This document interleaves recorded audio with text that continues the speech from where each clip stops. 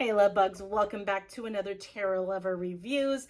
Today we are taking a look at the Urban Tarot created by Robin Scott. So if you've heard of this tarot deck or you did not know this tarot deck even existed, hopefully this review and the flip through that comes afterwards helps you to decide on whether or not this tarot deck is right for you.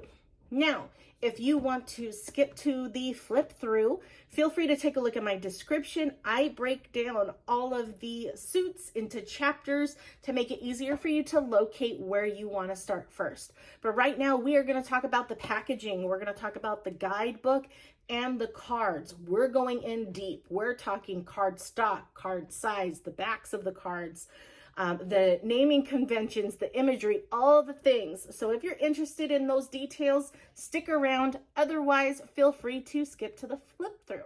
So let's talk about packaging. So this is what the box looks like. And the publisher for this particular tarot deck is US Games Systems Inc. So if you want to take a look at their website, you can find this tarot deck there, or like me, I found this tarot deck at my metaphysical shop. So that is always an option. This is the outer part of the inner box, and then this is the inner part of the box. And you can see the box is very thick, which I greatly appreciate because I know that my cards will be well protected if the box were to fall on the floor. So that's the packaging. Let's talk about the guidebook. So this is what the guidebook looks like. Okay. And there is no imagery in the guidebook, which is totally fine. It is not mandatory. I just find that it's very helpful to have a picture of the card along with the description to kind of see both at the same time. Yes, you can very well just have the card with you and look at the imagery. I just find it's more convenient when it's that way and it's all within the guidebook. Now, how it's described for each card within this tarot deck, I like the way that the creator approached creating and laying out the descriptions and how to explain each of the cards. So they kind of give you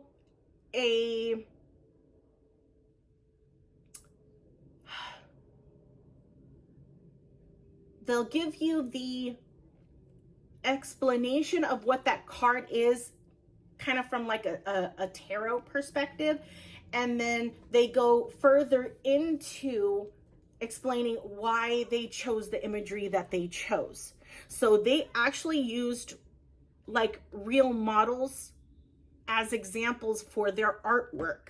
So what I also loved is that they included the name of the models down at the bottom of each of the descriptions for the cards. So I love the fact that they gave that, those people credit for being a part of the creation of this tarot deck.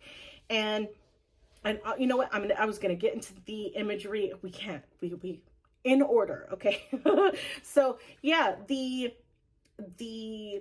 descriptions that are used for each of the cards, I love it because it paints a story. It explains why they chose what they chose, how they chose to, reflect it the way that they reflected it within that particular card. So it gives so much more depth to each of the cards in this particular tarot deck. Now, I don't believe, there is no tarot spreads in this particular guidebook, which again is not a requirement. I just find it convenient when there is at least one tarot spread in the guidebook, especially for those who are just starting out in tarot. It's always nice to have something, a go-to within your guidebook to utilize. But yeah, that's the guidebook. So let's talk about the cards. So this is what the back of the card looks like. And you can see where it says Urban Tarot. And it works either way. So I love that. So that's what the backs look like. And it is a matte finish. Okay, matte finish.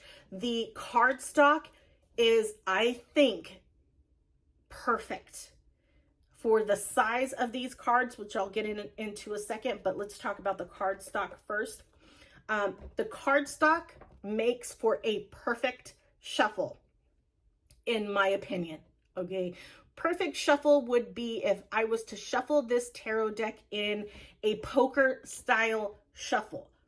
Problem with that, which is what we're going to get into next, is the size of the cards. Now I'm using a standard Rider-Waite-Smith tarot card. You can see how much longer these cards are. Because they're so much longer than your average tarot card, it is kind of hard to hold on to the cards if you were to decide, let me show you, if you were to decide to do it in that poker style shuffle, that bridge shuffle, you really have to stretch your fingers out in order to do it this way. There's a ton of different ways that you can shuffle this deck. You don't, or any deck at that, you don't have to do it in that poker style shuffle. You know what I mean? You can do the, you know, the under over kind of way, right? You can put it on the table and mix it up, whatever works for you, right? But I like to use that poker style shuffle as an example when it comes to shuffling, because it really will show you how your cardstock is. Is it too thin? Because if it's too thin, you can bend the cards way too easily. And I feel like your cards are more prone to warping because they bend so easily.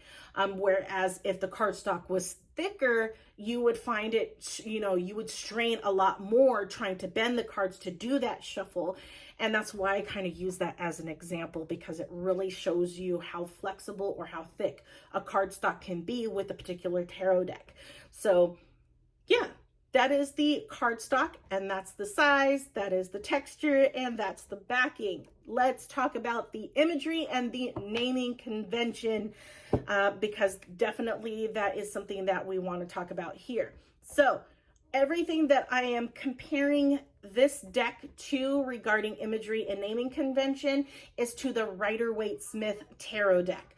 The reason why I do that is because a lot of the guidebooks out there are based off of that imagery. It's based off of, you know, the Rider-Waite-Smith imagery and naming convention. So I like to bring this up so that you have an idea of what to expect with this tarot deck and help you kind of decide on whether or not it's a make or break kind of situation, right? So yeah, let's talk about this. So naming conventions within each of the cards. Okay, Major Arcana. Let's start with the Major Arcana naming conventions. There is 4 differences. Okay, the Magician is called the Mage. Okay, Temperance is called Art. Okay, the Judgment card is Eon or Aeon. And then the World card is Universe. So that is the naming differences for the Major Arcana. The Minor Arcana, the only difference with the naming convention regarding suits is the Pentacles. Okay, Pentacles in this particular deck is discs. The reason why it is discs is because this creator, their biggest inspiration was Aleister Crowley's tarot deck. Okay, so their version of their tarot deck. So yeah, this tarot deck was inspired largely by Aleister Crowley's Thoth tarot. So you will find that the Thoth tarot goes based off of discs and not pentacles, and the court cards are different. So again, still pulling from the Aleister Crowley deck, the court cards, you have a knight and you have a queen, but you do not have a page or a king in this deck. Instead, the king and the page are replaced by the princess and the prince. So that is what you're going to find. And again, that's because of the Thoth tarot goes based off of that. I have a hard time understanding the Thoth tarot. I have it. I have a very hard time connecting with that tarot and the naming conventions, mainly because I started with the Rider-Waite-Smith. I was going to say RSW, but that was wrong. So the Rider-Waite-Smith tarot deck. That's what I started off with. So trying to understand Aleister Crowley's tarot, I find it harder to connect with. This particular tarot deck, I don't have a problem connecting with, except for understanding the prince and the princess and their role. The guidebook explains the cards, but I still have a hard time understanding, you know, the prince and the princess's place with the king and the page being gone. And that's just a me thing. But I, again, want to make sure that I mention these things because the Truth Tarot may not be your jam. It may not be your cup of tea, your vibe. You know what I mean? So I definitely want to make sure that you are aware that this tarot deck is inspired by that. But the imagery, let's get into the imagery. Now that we talked about the naming convention, let's talk about the imagery. The imagery is what I connect with. So I am totally fine with not understanding what the prince and the princess is all about. I connect with the imagery. And intuitively, I am able to work with those particular cards regardless, because the imagery is relatable. It is very modern. And you can relate with every single image in this tarot deck.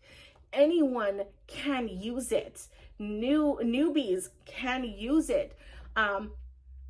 It's a beautiful, beautiful tarot deck. And I have been able to do beautiful readings with this tarot deck. So I don't see why anybody else would have a problem utilizing it. Yes, they may have, you know, it may take a bit. I'm not saying that they're going to have issues or trouble with it.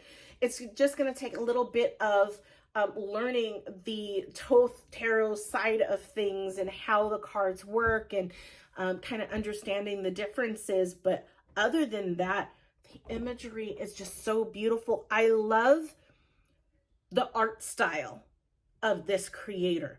It's almost like layered paper to create an image, like cutouts. It's like cutouts, but then it's not like cutouts. It's like, okay, let me give you an example. So the Fool, right? But then look at the Emperor. The Emperor does not look anything like that. So I love how it's not the same vibe within every single card. There is a different type of art technique used for each of them. It gives it it's a breath of fresh air. I love that. No cards are the same. You still get, like, they're kind of set up the same way, but colors are different. Textures are different. You may still get that layered paper vibe, but the colors are different. You may get that painted vibe, but the colors are different. So I love that there's differences within each of the cards. And again, it is different scenes that you can relate to, that you may have seen on your drive-in or as you're going places or whatnot. You know what I mean? So I really, really, really love the imagery of this tarot deck. So yeah, hopefully this review has helped you in some way. If it has, leave a like. Take a look at my channel to see if there are any other tarot decks you are interested in. And I apologize, my dog is chilling out behind me. But yeah, if there's a tarot deck that I have not done yet that you are interested in, leave me a comment. Let me know so that I can look into it. Chances are I might have that tarot deck. Chances are I might not. And if I don't, that gives me a reason to purchase a new tarot deck. So thank you. But without further ado, here is the flip through. Enjoy, and I will talk to you guys later. Bye, guys.